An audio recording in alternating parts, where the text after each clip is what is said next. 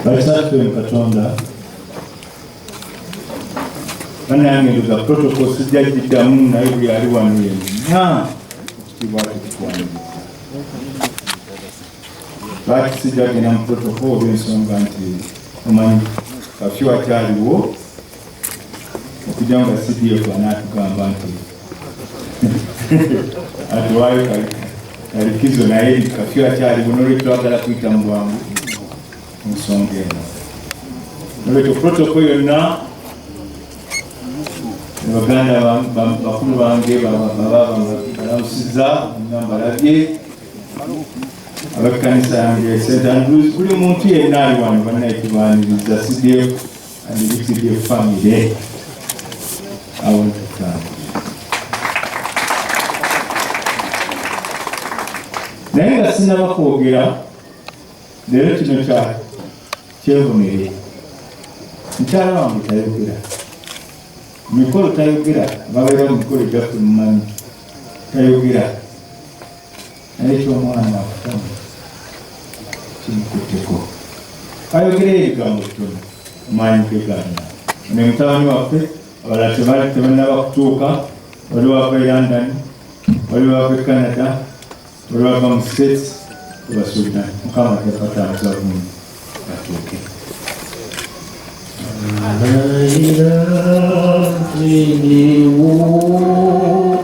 nachogera ngabulijjo era mutukizo kufa bisanyuka ubewu sanyuse Yesu yana sakibimi ya jagaza ya yabana asanyuse nabuzonya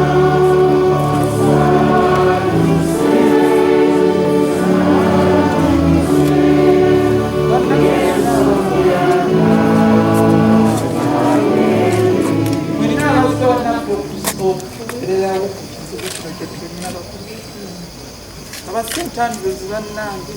mwebale nsagadde olimba bulwerunga amanyi gajjakinga naye bannange embeebaza mwebale byonna bemukoledde mutubeereddewo nze kino sikirabangako mama wange yasooka okubeera ng'agenda kufa ne bankubira essimu tutambula ne Brenda naye kwolwo namala kudduka nali nzuuka nkoma ku madaala nenjagala okudduka ngambe Brenda nti Brenda mune maama afa naye nesikola naye ekintu kyange kinamwegenda genda nemukubira essimu nga Brenda ngenze maama bagambye afa tugenda kusinkana Nakasero nenziruka emisinde nezindi maama Nakasero tebasobola kutuuka bakoma Namirembe batuuka mugundi bamukebera okugundi kuki yafiira mu mmotoka tuba tuli wandegeya omudrive yafudde yali antutte nga bamwamba munange guma batuvuga emmotoka nga tweyongerayo najja n'akumbira waffe tuba bakatuka nga naffe tukanga maama ali mu mmotoka afudde nansulayo twogera ne Brenda ekyo nga mbuuza mami nkuleetereyo kino muganda ekira kyajyange njakukomawo nsuleeyo kubanga limanyi tugamba tetugenda kuziika maami bannange ki nenkubirako nono nemugamba ejakyenti tugenda nkola nti tujja balina Brenda alina n'ebintu ebirala yagenda okukola kati ewaffe bakatoliki twali tusoma sapula etandise nga simanyize n'ebyamasasi saabitegeerako nembugamba onaakubira muna nti Brenda ne Kayubu bafudde nalowooza nti bafudde akisidenti basikimanyi bamenye napaana maama abadde mukwano gwange nnyo ne Brenda mukwano gwange nnyo bonna mikwano gyange ne banzigwako mulundi gumu kubanga Brenda tutambula wamu Brenda takyala nnyo Brenda abeera mu nnyumba akugenda bomba okukola n'akomawo nanyumiza ebibadde kyokka abakola ne Brenda banesi balabyeko balidda abeera abanyumiza nnyo n'akunyumiza ebibaddeeyo Brenda ayagala abalwadde be n'akunyumiza olala n'andeetera omuwala ng'omusaayi gubuze tumanya omuntu yafunye omusaayi tegubadde eyo ne tunoonya omusaayi ne tukugula ne ntola ssente zange ne tuyiga ne Brenda mwana nno nga oba yaliwo no eyo kaseese ne tumufaako naye bambi omwana n'afa nga Brenda kutaabeera sotaaki naye Brenda watubagenza mukwano gwange tutambula ffenna ku Tuesday takola era Tuesday twali finalina mukwano gw'abali mu Amerika banengoza bampulira ani Shira Babo Janet ng'aboogerako ng'abeesunga mu December bajja Uganda abadde ayina emikwano naye nga ebbanga lingeri gye yalimala eri nga waliwo naddala mu kiseera twamanya nnyo nga bakyali baana bato nga ajja n'asula n'ewaffe kati nga ayogera kwegana naye nga tasobola genda out nabo nnyo Brenda yemutaka agenda out abeera waka n'abeera mu kisenge n'akka wansi abadde ayagala nnyo okufumba n'akubuuza mami leero tukole ki dadi ngenda kufumbirayo kino ye Brenda naye leero banna simanyi n'amaanyi gengatye navudde eddala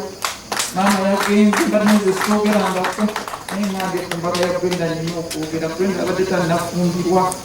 tubeera ku mbaga n'omugaa nti yambala kiteeteeyi bweki nti nze kino sikya era tubadde tunoonya olugoye olw'okwambala waliwo badde batufunidde mbu osimanyi olukwata bwe batunde olugazi amaanita Brenda yagambye ebyo tabyagala netunoonya olugoye olulina oluyita wansi abadde azaagala nnyo nange banange omwana nga alina okwambala gawuni wadde afudde kakyambalire mu keesi katukole embaga mbaga yeesembayo kamulabeko wano abantu banaye bazze ennaku ezo nga nfuna vision z'ebidaala nga simanyi nti sitaani nangamba nti ki mbaga nungi pozi vision z'ebidaala nga kintu kyendaba naye munaye mukama ekyangumiza nabadde ebibubi nyo nabuuza mwami Katonda ne mugamba Brenda bwe yabadde afa yakoze atya n'agamba yayise Jesus n'angwako n'ensanyuka kinzizaamu nnyo amaanyi n'engamba omwana wange Kristo yagenze omukuba kuba abadde ayagala nnyo Katonda ng'asoma nnyo nga nsinza Bayibuli anze nali mu Katolika tekyakubigula Bayibuli naye nga Brenda amanyi Bayibuli Brenda ayagala okusaba namulaga nga tagala nnyo okugenda mu kkanisa ayagala nnyo zino eza Pentecost naye nga Reverend gwe namulaga Patricia mukyala muto naye nga Reverend Brenda n'amwagala nekinsanyusa neŋŋamba era ng'obusi kimuleeta mukundi mu kkanisa yaffe eya St. Andrews olwaki Reverend baakwatagana naye mwebale muze okutusibulirako Brenda bannange embaga yeesembayo abatannamulaba bayambadde gawuni ye wakuba enviiri ze bazisazeeko yabadde asibye Brenda abadde ennaku ezaŋŋamba naŋŋamba njagala kutandika okuba bikonde ono Julius n'amufunira omuntu agenda mukigezeeko nemwana Julius Brenda bajja kukuba awabi tojja bisobola waliwo omwanya akukozesaawo exercise ndaga tanyagala exercise ya bikonde Julius n'amuleeta oweekikonde ne boogera nemugamba Brenda tojja kusobola genda kuba bikonde njoza muyinga awulira okulwananga kyekino ekijja yeetegekera okulwana nemugamba Brenda bajja kukuba awabi nga 3 baali basetinze okugenda ewali amaziki ebwini nemaaba nenze sijja kujjambitya ko Brenda nze njagenda naani noono nga bo bagenda kati akubira mabono n'abisazaamu ndoza na Mukama amanyi nti nga 3 ojja okuba okukola ki luziikibwa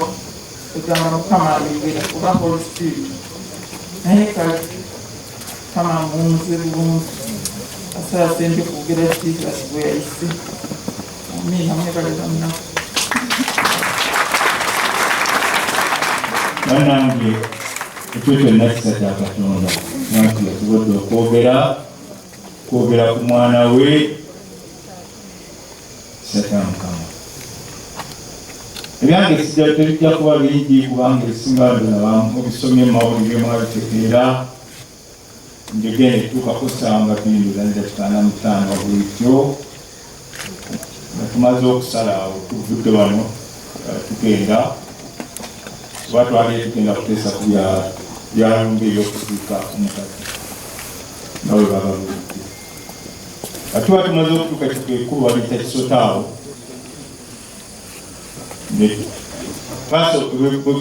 sasa ekisooka bwe lyavuga twaloza nti waboda atukonyi kozi batandise okuba amasasi mudakika ntono nnyo nga bafa amasasi nga 5 ekyomukisa omubiri Mukama yateeta Brenda and protecting bali bakubira kusaidia Brenda bakubira kusaidia Brenda yakusaidia driver bakubira kusaidia bakuba amasasi mayitirivu kati esasi eryokusatu muzeri okuna bwekiraleezinga nti masasi gegavuga nengwa wansi muntu nga nembangaka muntu kati Brenda aga Jesus nangwako nemanya nti bakoze eki bamukubira obulamu okulwanisa bannange some instincts come kuba eddakiika eyo nagwa wansi nesobola okusumulula olugi kubanga lwali lulock naye nenjayo kalock nendoli nga neva mumotoka nengwa wansi ngolwa bamaze n'okumpa omukono bagulebera gonna nengwa wansi nengamba omwana ono escort kali mga kalidi batuta bamumotoka kwata sirawo kutukuba abantu naye n'ava mu motoka n'atandika okuzaayo katugenda okulanga bali mu maaso kwe kulolinga ate okuvaawo nali nenzira emabega nebaka wansi mu motoka kalidi nga ye yalina emundu ennene naaba ng'asobola okuzaayo amasasi kyatuyamba kuba baali bakomawo bamaliriza omulimu gwabwe naye njagala okwebaza Katonda naate njagala Katonda asonyiwe kubanga mu kaseera ako neebuuza nnyo nga nti Katumba nga njagala nnyo abantu lwaki kino kimbaddeko Mukama asonyiwe kubanga ababi gye bali n'abanjagala abatwagala bangi Mukama asonyiwe okuba nti nafuna ddawutu eyo tinjagala abantu naye bwe tebakoze eki ansonyiwe bwetutyoka butwale bwalaba bwatyo ye kati n'afuba kujjawo mukama we ku ssimu nankwata mukono kulebera netudduka emabega w'obuyumba n'asooka nkweka eyo n'akomawo agezeeko era okulwana okulaba nti abasajja tebakomawo ate bongera kuba amasasi awo nga neeralikirira kubanga nali mbuliringa nnyo mavamu omusali mungi ate nga mukayumba mutwakiyingidde nga kalinga kankoko naye olwo obulamu oluvannyuma omusajja wa boda najja yali ayambadde ekikofiira kya boda nga ndeekanambaga mujje mutwale omusajja najja nagamba omuzeeyi mumanyi kyatugenda ate bwe tutuuka owa boda okujja okumpeeka aye nefunamu doubt tibantwalawo ababadde batukuba badde kuki muboda ono naye tabanga atwala muki atwongera mbalabe naye abasajja ba boda abangi nabo mulimu abantu abalungi banneebungulula nebangamba Mukama waffe tugambe tuula ku boda oba tugituulako tujja kwetikka omusajja netuula ku boda nangamba kutwala ku Malcolm X waliwe wali n'obujjanjabi bambi omusajja oyo Mukama amusasule yavuga boda ng'emmotoka ziyitamu ab'emmotoka batuyitako nebagana okuyimirira naye ng'emmotoka ziyitako ababodaboda bonna ne bakola doza ekikoosi kinene ne batandika okugenda nga bagoba emmotoka tusabe twatuuka mu ddwaliro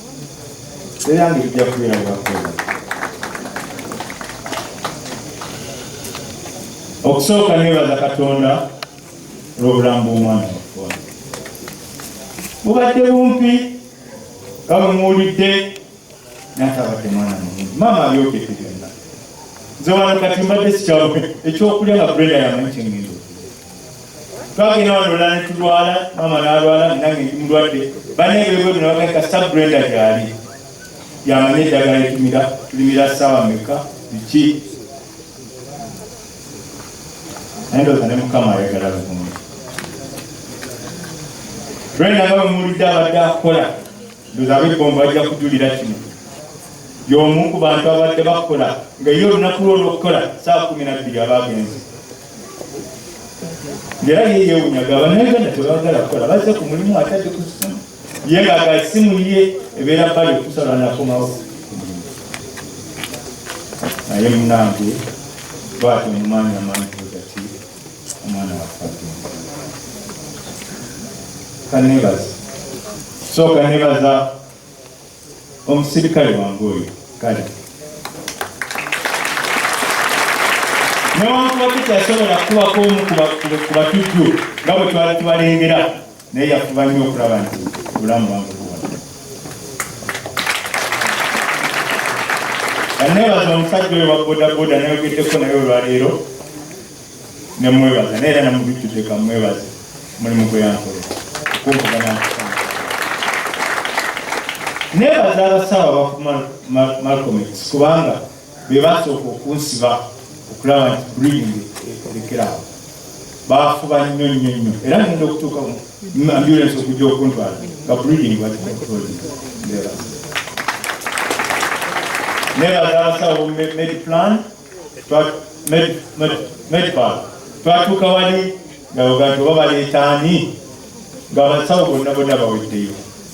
dakika ntono nga bakebedde bekyetagisa bakola mulimu gw'ettendo magumba agasinga g'omukono ogwakola gadde gayiseyise ne bagayoola mu busawo bwabwe ne bagazzaawo basibyemu ekyuma yabamba nga nina okutambula esatu eryabadde mukono gwadde ebyo baligyemu naye mugwakono mukyalimu esatu kyalimu naye baŋŋambye with time njagala okwebaza abanaddiini mwebali nnyo baso mwebali ojaga nti mulimu gwammwe naye waliwo okuba nti oyinza obutakukola naye nga mu Uganda tuliraba nesoba mwebali nnyo mwebali nnyo okutubeererawo njagala okwebaza mikwano gyange annange kama wantu baba talina kirabo kitala kyeyampa emikwano era Mukama we bali kumpa mikwano kubanga nze ndabye okwagala ndabye emikwano ndabye abantu be banjagala si basirikale ba UPDF si basivilian si bannaddiini si basawo Mukama we bali kumpa nkyenyumirizaamu. Njagala okwebaza mukoddomi wange mwami Ntakke ne ttiimu yo kubanza okuva lwe twava badonaba wano mukulo Ntakke ono n'aba UPDF abadde bakudwadde n'omukasa be bakwatiridde amakaga mwebale nnyo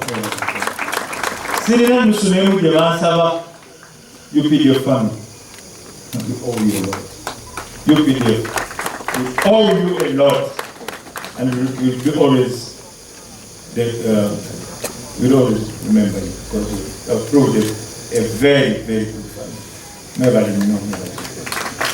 Adam TV, the team yo, mwebale n'ebigambo byonna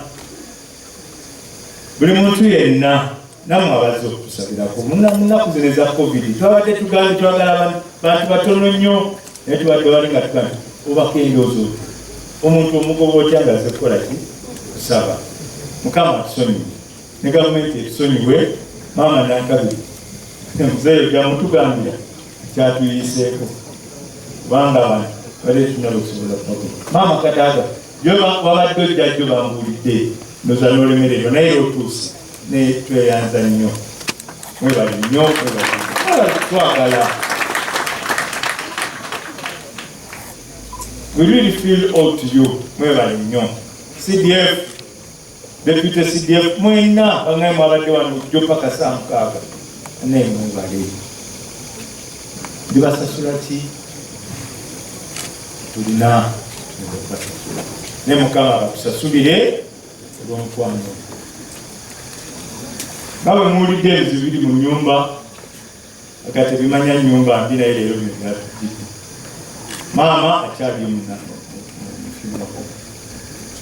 Brenda ye tumutwala enkya. Olw'omukaaga tusuubira maama tunaamutwala wanaaba tookirala, tusabe Mukama alina kubaawo kikwao. Ebyo byonna twagala ssaala zammwe tusabire kubanga waliwo ekikusukkako. Bannamawulire nammwe tubeebaza mwatambuza amawulire. Leero temwateekamu nnyo kajanja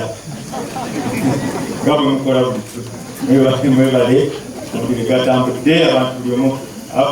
abakola abali ku social media ababifuula ne babyogera nga bwe baagala. Mukama yamanyikana abasasula. Njagala okutuusa okusaasira kwange. Omwana wange oyo Kayondo Reva ndudde naye unfortunately ye ndoza bamuziise naye bajja musinga ku Friday. Okay, tujja kufuba tulabe ng'ate naye tutumayo abantu kubanga Musiraamu nadde ndoza nti bamuziise. Omwana oyo ndudde naye manyi waliwo abaana gwokola naye naafuukako nti mwana wa mu nnyumba z'abasirikale abasinga bennina kumpi badde nga baana ba mu nnyumba. Kayondo oyo ndudde naye ebbanga kuba tetwabulinaga CLF tutambula naye n'abaana bonna naye Mukama namulaba nga bamukuba essasi eryasembayo okumutambulamu kuba basooka ne bakubana basooka ne bakuba amagulu n'agiramu bwati katono naye kati baba yeesigamyemu katono ne bamukuba eddala nendaba nga omutwe okukola buti nga gunokoka nemmanya nti agenzi. Anna incident eyo trauma gye nafuna ku lunaku olwo ejja kulwawo kumpa. Omwana wange ono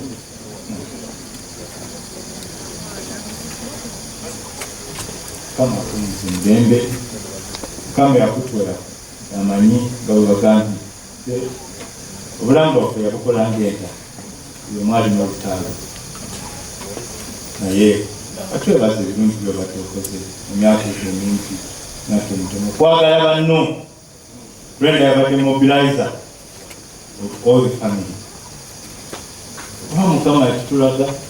mwaka gwedde last year mu December